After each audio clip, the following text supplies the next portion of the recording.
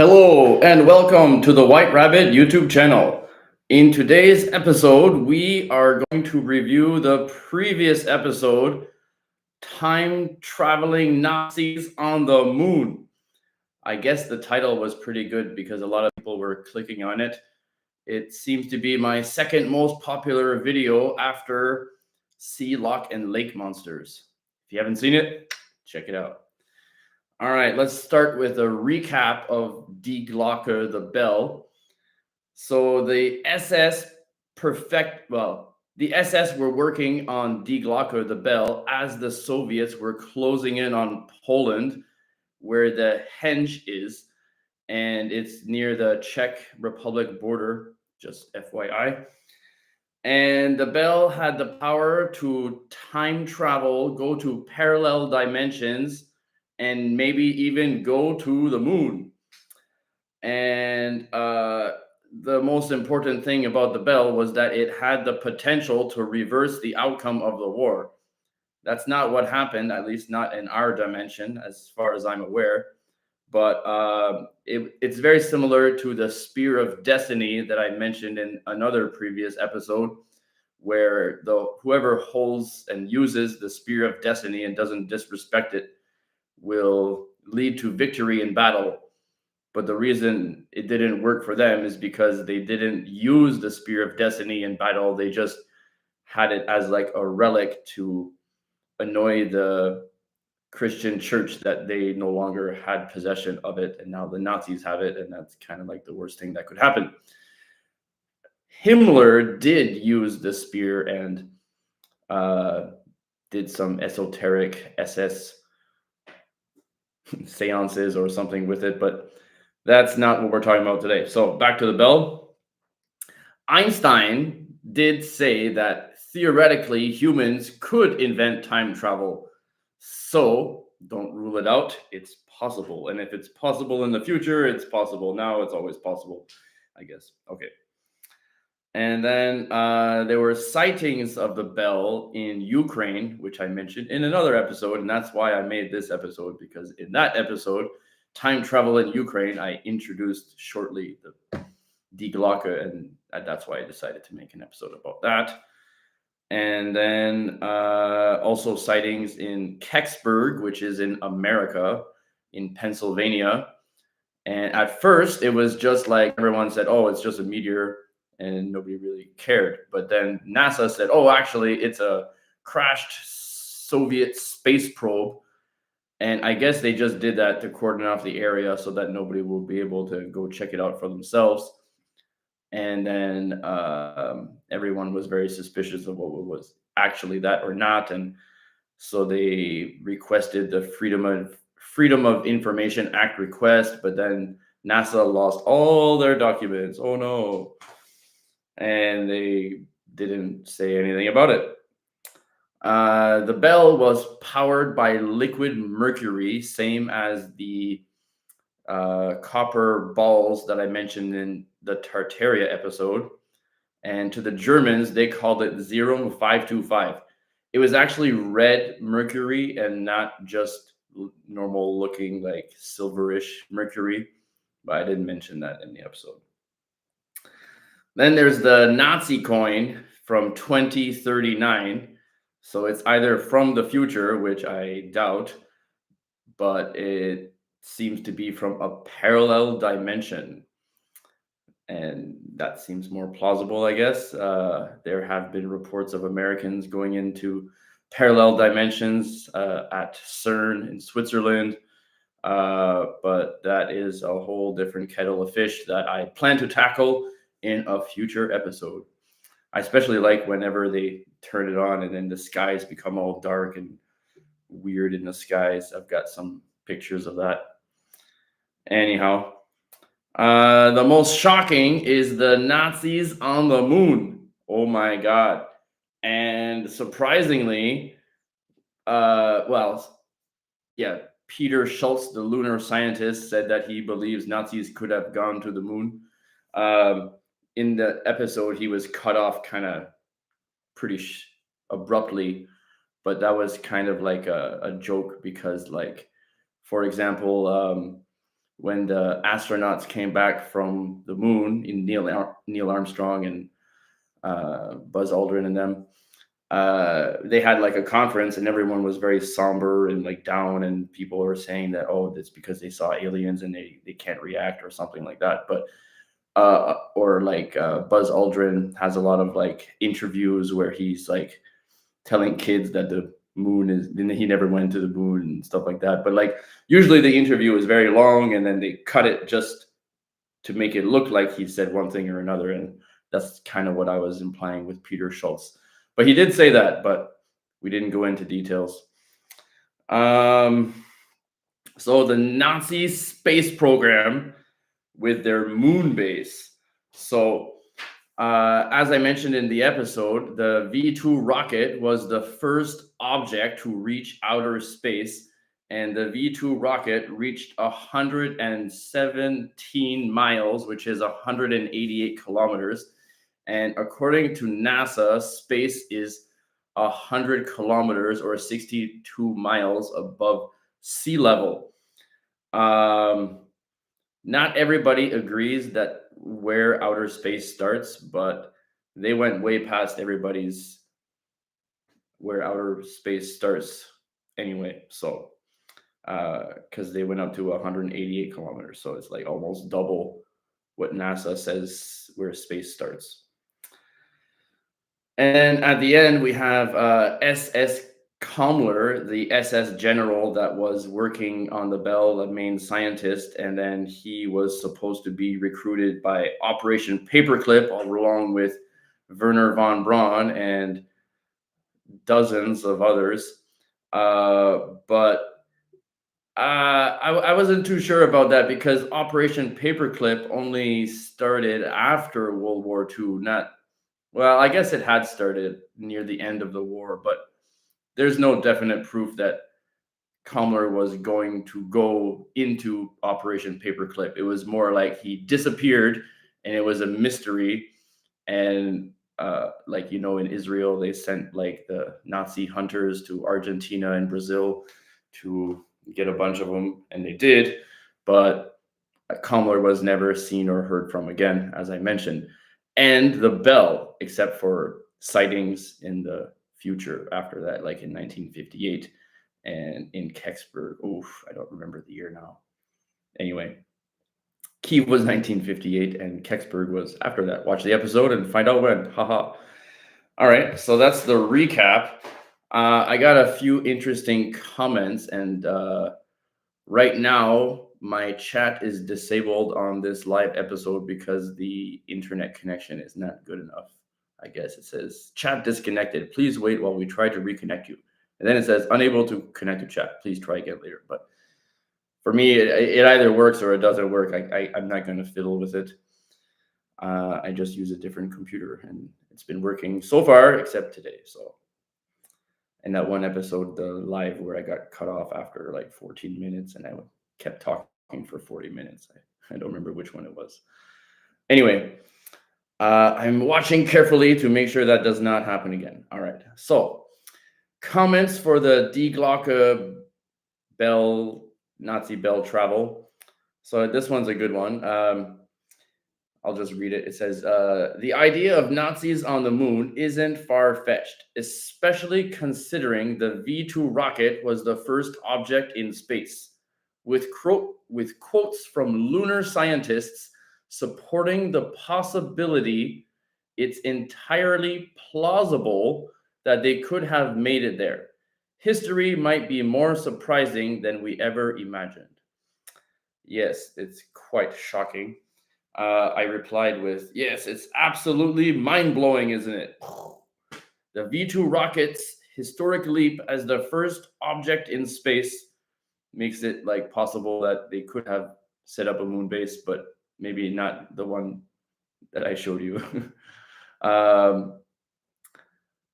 But in his comment, he said the lunar scientists with an S, and I only have the quote from the one lunar scientist, Peter Schultz.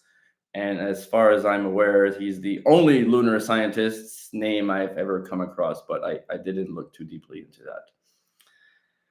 And then someone else commented on the Facebook page, the White Rabbit 4090. If you want to follow along and see what's going on, you can just type it into your Facebook and it's free to join. So someone said the Nazi coin is definite proof that our understanding of history is incomplete. Evidence of time travel or parallel dimensions. The implications are crazy. And yes, thank you for your comment. But his name was like 92878 ABC, whatever, something. That's not like a real name that I can tell you. I did do that in the beginning, but that got old fast. Someone asked about the new spots on the map, and by spots they mean like these symbols here. I'm not. I did a lot when I was making the map, and now I don't put very many, but I've added a few. So I have the Falkland Islands megalith, which it's always been on my mind. I just never had enough proof to put it there, but this bottom half of the map is a little bit empty, and there was I did see the proof, but I don't have the proof. So what happened is maybe 10 years ago, early days, I saw a video about a fisherman south of the Falkland Islands, and he had like the fisherman was just like bringing a passenger, and the passenger had like a super zoom camera, because one of the southernly most islands of the Falkland Islands is like a restricted area, and if you try to find it on Google Maps, it's like, I think the last time I checked, it was like 90% uh, blacked out or like fuzzy, can't see. But in that video of the guy on the fishing boat with his super zoom camera, the cliff sides were kind of like the White Dover cliffs in England, but all of them had been carved out with like giant sculptures, or like someone sitting in a chair or someone standing up, and they were like at least six of them. I want to say a dozen, but my memory doesn't go that far back. So I'd say at least six giant structures, but nobody knows about it because I obviously I can't find it anymore. It's probably wiped off the internet or something. So I added that one. It's been in my head the whole time, and I don't like having something in my head and then not doing something about it. So I'm like, all right, so here it is.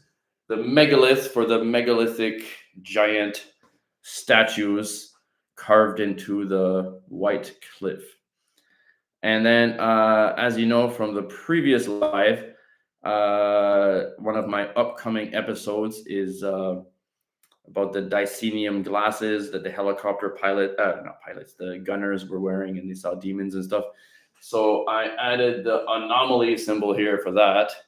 And then I also added the monster in Vietnam, which is the lizard people, despite already having the inner earth tunnel, which is the Son Dong cave. And I only remember adding those recently. I did add more like weeks ago, but I can't remember. And I was looking at the map thinking, what did I add? And I couldn't remember. But if you can see it yourself, you can let me know. But I know it's maybe not in this one, but in the other episode where you can zoom in and stuff. All right. As always, I introduce the upcoming episodes. So the Dicenium Glasses episode is actually going to be called Vietnam's Red Night Vision, Demons Revealed. And the thumbnail is really good. So I'm looking forward to sharing that. That will be the next episode, which will be 1 week from today on Sunday at the same time. And then I also have the reptilian lizard people in Vietnam.